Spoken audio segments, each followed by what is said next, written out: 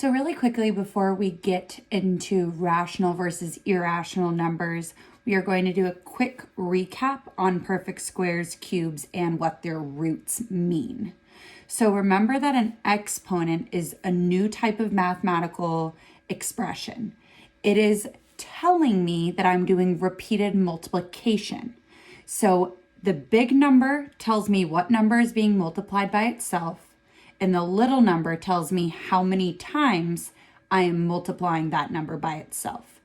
For example, 3 to the power of 6 is 3 times 3 times 3 times 3 times 3 times 3. And you'll notice that there are 6 3's being multiplied by each other. So a perfect square is when I just have two numbers that are the same being multiplied by each other.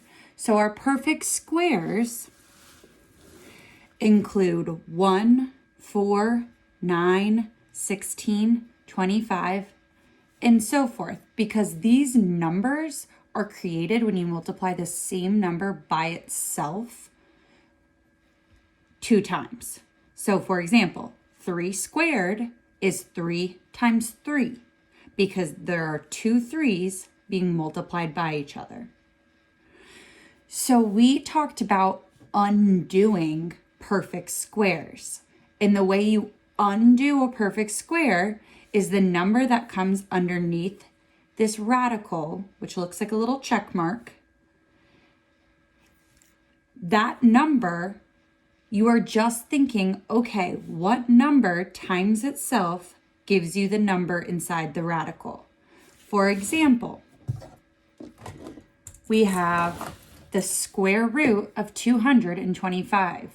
I know that 15 squared, or 15 times 15, equals 225.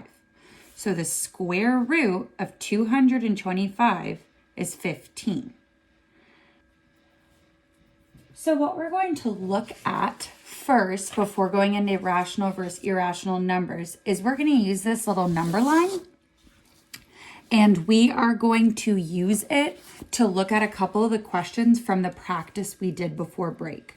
So the questions that we had the most problems with were problems that were, what is the distance between the closest integer less than, and then they're giving you an imperfect square root, and the closest integer greater than some sort of square root. So what you're doing in this circumstance is you are just looking, okay, on my number line, I want the closest integer that is less than the square root of 140. So the square root of 140 would be somewhere around here.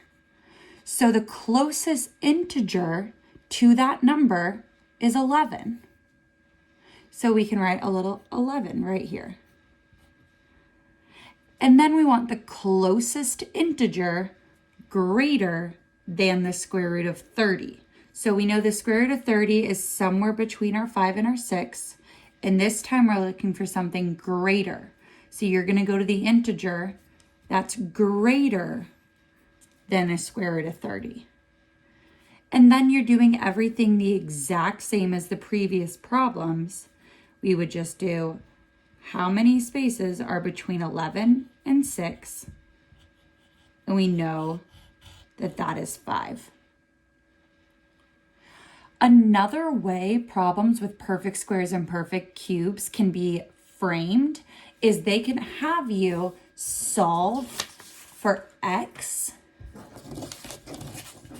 and give you x squared. So this is just like what we are thinking about when we took the square root of a number, except for now you're going to set up a problem for yourself. So for example,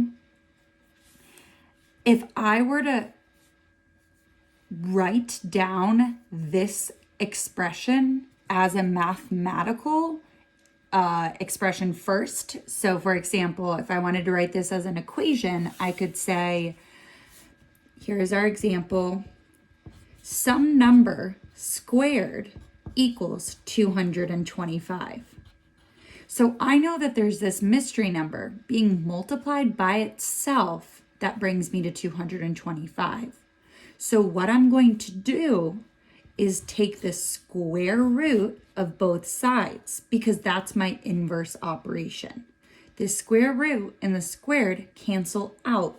And I know that x equals whatever the square root of 225 is, which we learned is 15.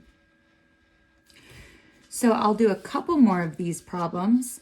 If I know that x squared equals 144, then I know if I take the square root of both sides, that's going to tell me that x equals 12. And then I'll do this number 6 as well. So I can do these without even really putting my radical sign or my square root sign because I can look at this and think, okay, what number squared gives me 9? 3. And you can always check yourself by saying, okay, if I plug in 3 for that x, I'm correct because 3 squared equals 9.